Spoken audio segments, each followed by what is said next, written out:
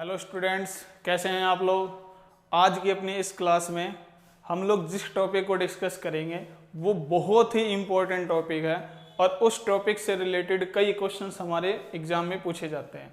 तो हमारे उस टॉपिक का नाम है solution of simultaneous linear equations. इसका मतलब क्या होता है कि अगर हम मैट्रिक्स की सॉल्यूशन की बात करें, जब अपने को कोई भी लीनियर इक्वेशंस गिवन हो, जैसे अगर मान लीजिए अपने को गिवन है a1x b1y c1z is equal to d1, a2x b2y c2z d2, a3x b3y c3z d3। मान लीजिए ये अपने को 3 लीनियर इक्वेशंस हैं जिसके अंदर x, y, z ये हमारे वेरिएबल्स हैं, अननोन वैल्यूज हैं जिनका रिजल्ट अपने को नहीं पता। और a1, b1, c1, d1, a2, b2, c2, d2, a3, b3, c3, d3 ये सब के सब क्या हैं? कोफिशिएंट्स यानी कि कांस्टेंट। तो अपने को क्या कहा जाएगा कि आप ये जो लीनियर इक्वेशन है इनके सॉल्यूशन को फाइंड करो, इनका सॉल्यूशन बताओ क्या होगा। इनके सॉल्यूशन का मतलब है कि अपने को x, y, z का रिजल्ट बताना है और ये रिजल्ट अपने को बाय यूजिंग मैट्रिक्स मेथड बताना है, यानी कि मैट्रिक्स को यूज करके। तो जब हम इसके सॉल्यूशन की बात करेंगे तो प्यारे बच्चों सबसे पहले क्या होगा, हम ये देखेंगे कि जो x, y, z है इनके जो भी कोफिशिएंट्स गिवन है उनके कोफिशिएंट्स को हम लिखेंगे। तो हमारा कोफिशिएंट्स क्या होगा? a1 b1 c1, a2 b2 c2, a3 b3 c3। और मैंने इस पूरे मैट्रिक्स का जो नाम दिया वो मैंने ए मैट्रिक्स नाम दिया। फिर मैंने देखा कि ये हमारे पास कुछ कांस्टेंट्स हैं, तो इन कांस्टेंट्स को मैंने d1, d2, d3 इस कांस्टेंट का नाम मैंने क्या दे दिया? तो इसका नाम मैंने दे दिया बी मैट्रिक्स। अब हमारे पास जो अननोन वैल्यूज हैं उन अननोन वैल्यूज को मैंने x मान लिया और उनके रिजल्ट्स क्या हुए? x, y, z। तो कई बच्चे ये सोचेंगे कि सर आपने इस x की वैल्यू को x, y, z कॉलम की फॉर्म में क्यों लिखा? ये इसलिए लिखा गया क्योंकि जब हम a और x को मल्टीप्लाई करेंगे तो हमारा रिजल्ट b के इक्वल होगा। और जब a और x को मल्टीप्लाई करोगे तो आपने देखा कि जो a मैट्रिक्स है ये 3x3 ऑर्डर में है, यानी कि जब हम a को x से मल्टीप्लाई करेंगे तो जो a के नंबर ऑफ कॉलम्स हैं वो b के नंबर ऑफ रो के इक्वल होने चाहिए। इसका मतलब ये है कि हम जब भी x को लेट करेंगे उस x में जो नंबर ऑफ रो होगा वो क्या होगा? 3।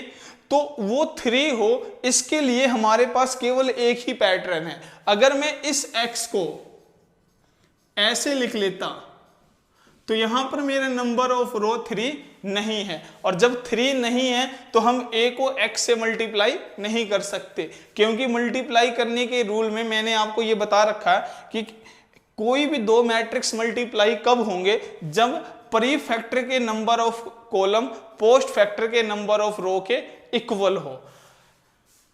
तो इसलिए हमने इस बी मैट्रिक्स को इस 3x1 की फॉर्म में लिखा। अब हमारा ax is equal to b ऐसे हमारे क्वेश्चन में गिवन है, तो जब हम इसके सॉल्यूशन को फाइंड करेंगे तो अपने को क्या करना पड़ेगा? तो अपने को तो x फाइंड करना है, x के रिजल्ट्स को बताना है। तो सबसे पहले अगर हम देखें कि इस a को अगर मैं इधर ले जाऊं तो मेरा x क्या होगा? तो x होगा b a इनवर्स। क्या होगा? b a इनवर्स, या आप a इनवर्स b लिख सकते हो। एक्चुअल में हुआ क्या? एक्चुअल में हमने क्या किया कि जब ये a है और अपने को x चाहिए तो हम क्या करेंगे? इसको a इनवर्स से मल्टीप्लाई। तो परी फैक्टर में जब हमने मल्टीप्लाई किया तो इधर भी हमारा परी फैक्टर होगा, तो यहां से a इनवर्स a क्या हो जाएगा, आइडेंटिटी को x से मल्टीप्लाई करोगे x, और x किसके इक्वल आएगा, a इनवर्स b। अब ये a इनवर्स b एग्जिस्ट करेगा या नहीं करेगा, ये किस बात पे डिपेंड करेगा, तो ये डिपेंड करेगा सबसे पहले क्या, कि सबसे पहले हम जो फाइंड करेंगे,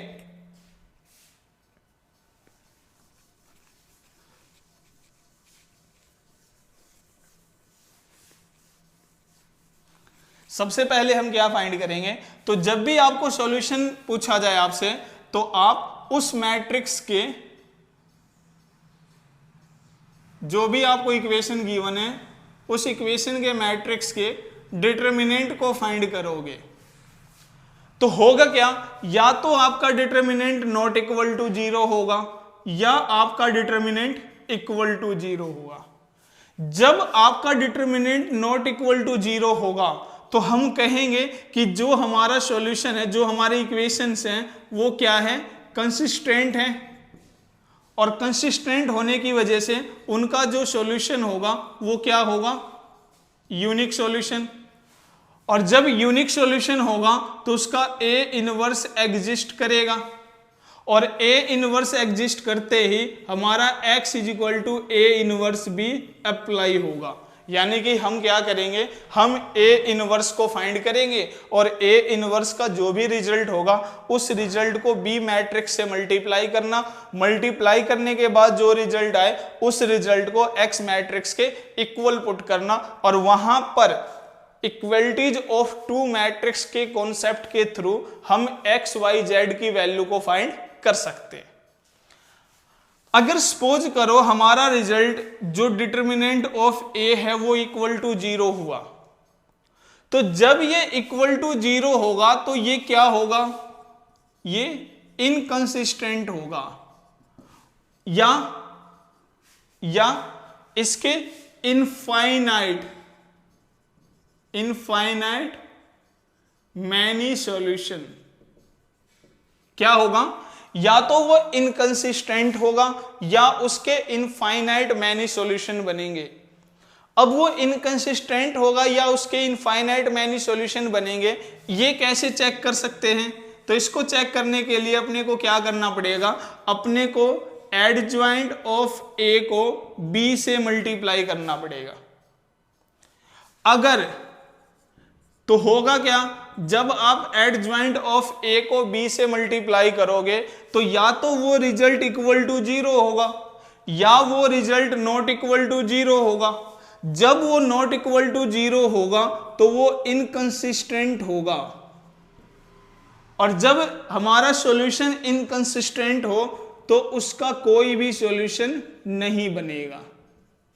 हम लिख सकते हैं कि उस इक्वेशंस के लिए जो लीनियर इक्वेशंस अपने को गिवन है उनका कोई भी सॉल्यूशन नहीं बनेगा।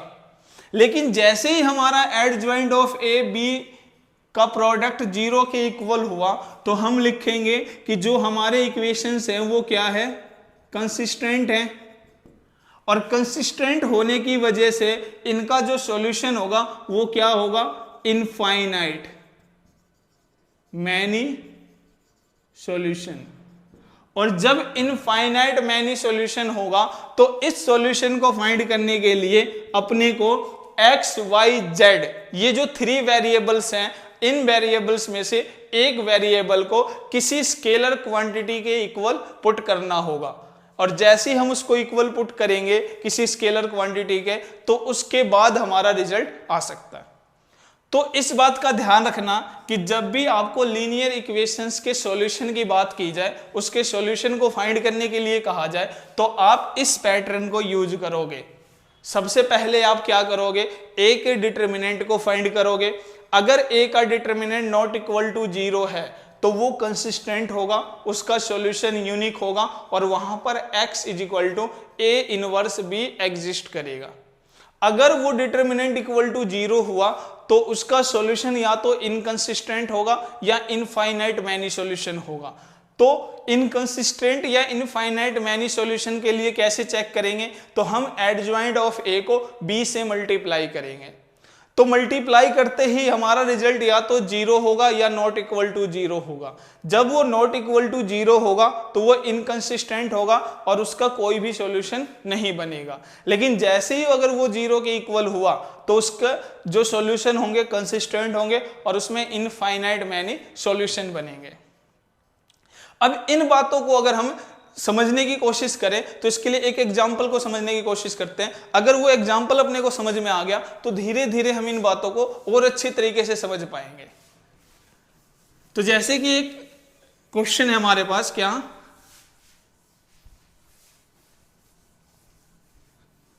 मान लीजिए कि अपने को इक्वेशन है गिवन 2x + 3y = 5,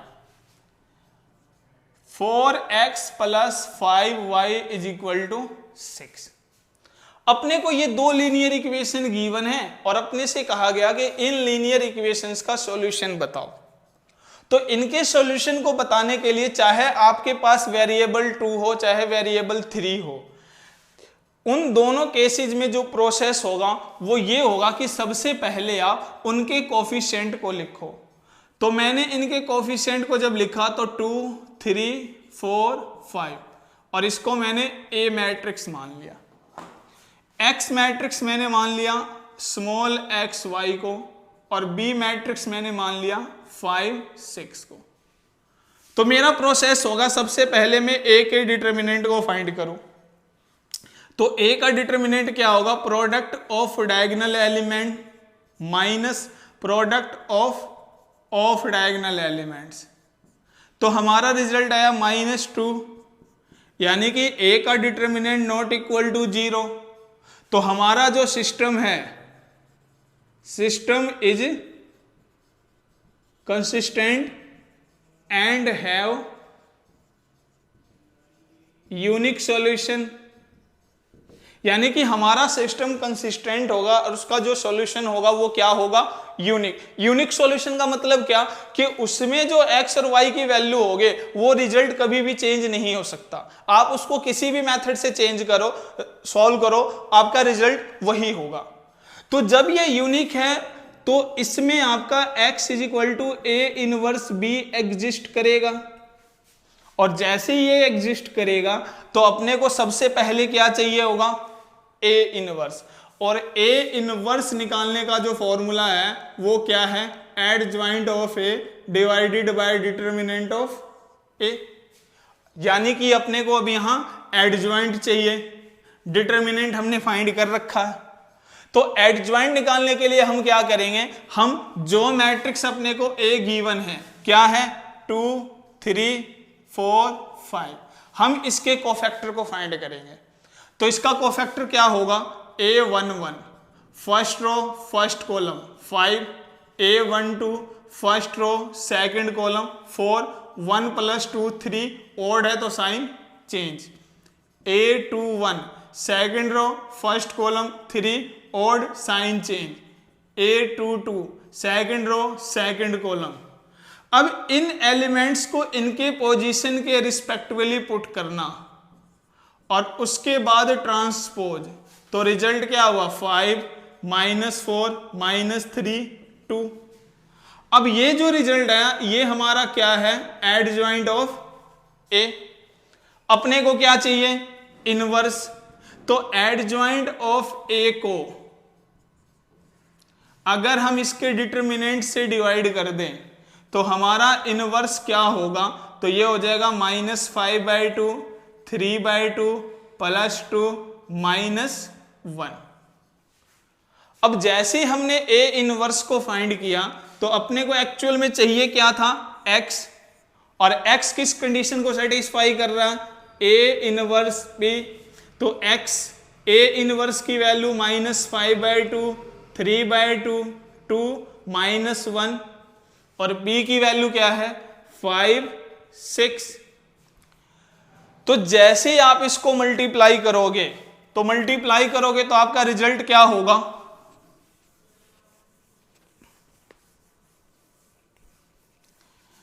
तो जब हम मल्टीप्लाई करेंगे तो x क्या करेंगे? फर्स्ट रो को फर्स्ट कॉलम से तो -5/2 मल्टीप्लाई 5 प्लस 3/2 मल्टीप्लाई 6।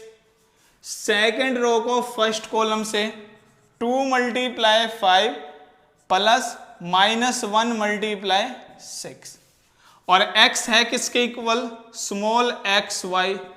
तो रिजल्ट क्या हुआ, -25/2 प्लस 18/2, और ये 10 -6। तो रिजल्ट क्या हुआ, एलसीएम लोगे तो -25/2 प्लस 18/2, तो ये क्या हो जाएगा, एलसीएम 2 -25 प्लस 18 -7, तो -7/2 4। अब ये दो मैट्रिक्स आपस में क्या है, इक्वल। और अपने को पता है when any two matrix are equal then their corresponding elements are equal. तो हम इसके करोस्पॉन्डिंग एलिमेंट्स को इक्वल पुट करेंगे, तो यहां से हमारा जो x होगा वो -7/2 और y क्या होगा 4। तो ये हमारा क्या हुआ, solution of these linear equation. In linear equations का जो सॉल्यूशन है वो ये है। अब अगर अपने को ये चेक करना हो कि क्या ये हमारा सॉल्यूशन ठीक है या नहीं, तो हम इन x और y की वैल्यू को किसी भी एक इक्वेशन में पुट कर सकते हैं। सपोज करो हमने इसको फर्स्ट में पुट किया, तो 2x की वैल्यू -7/2 प्लस 3y की वैल्यू 4, तो क्या होगा, 2 से 2 कैंसिल, -7 प्लस 12 क्या आया, +5, यानी कि आपका LHS RHS के इक्वल आया। तो हम कह सकते हैं कि इस लीनियर इक्वेशन का जो सॉल्यूशन है वो ये सॉल्यूशन है जो कि यूनिक है। तो हमारा रिजल्ट यही होगा। तो इस तरीके से हमेशा ध्यान रखना कि जब भी आपको कोई ऐसे लीनियर इक्वेशन गिवन हो जिनका सॉल्यूशन अपने को फाइंड करना हो, तो हमारा यही प्रोसेस होगा। कई बार वो क्या कहेगा,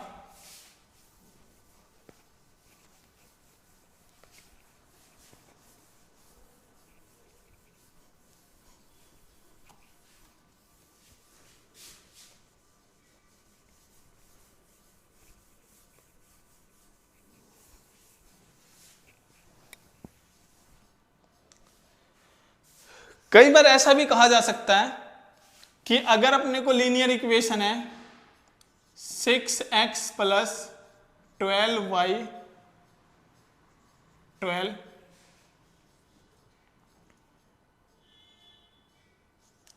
3x प्लस 6y 5 कि इस लीनियर इक्वेशंस के सॉल्यूशन को फाइंड करो।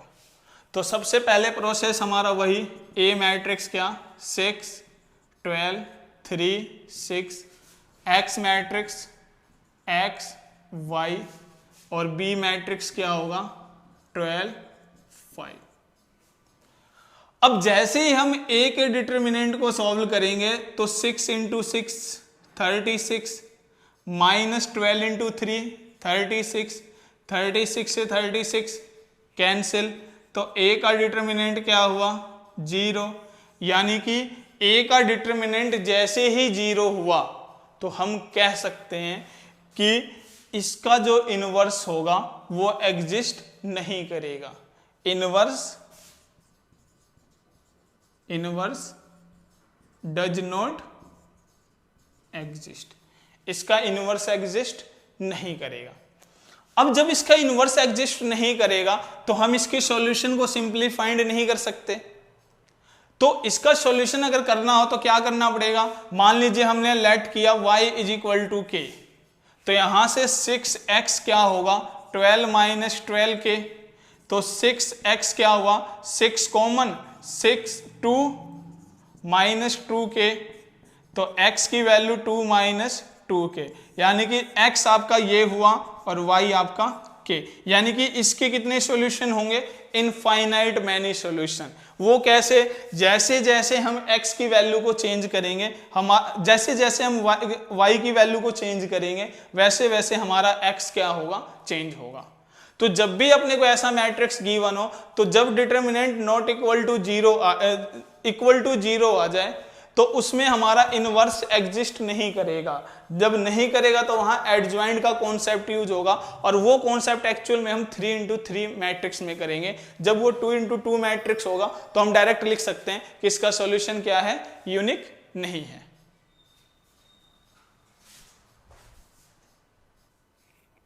नेक्स्ट क्वेश्चन क्या है कि अपने को स्टेटमेंट गिवन है 5x - 7y = 2, 7x - 5y = 3।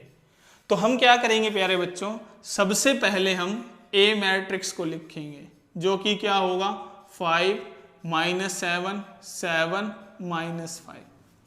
X matrix क्या होगा x y, और B मैट्रिक्स 2 3।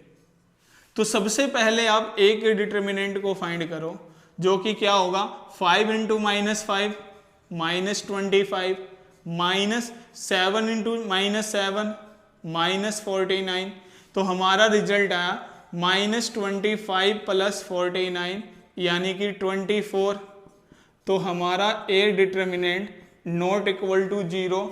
तो हमारा सिस्टम क्या होगा, system is consistent and have unique solution. हमारा सिस्टम क्या हुआ, कंसिस्टेंट हुआ, और कंसिस्टेंट होने की वजह से इसका जो सॉल्यूशन हुआ वो क्या हुआ, यूनिक। और जैसे ही इसका सॉल्यूशन यूनिक हुआ तो हम कह सकते हैं कि हमारा x = A inverse B exist करेगा।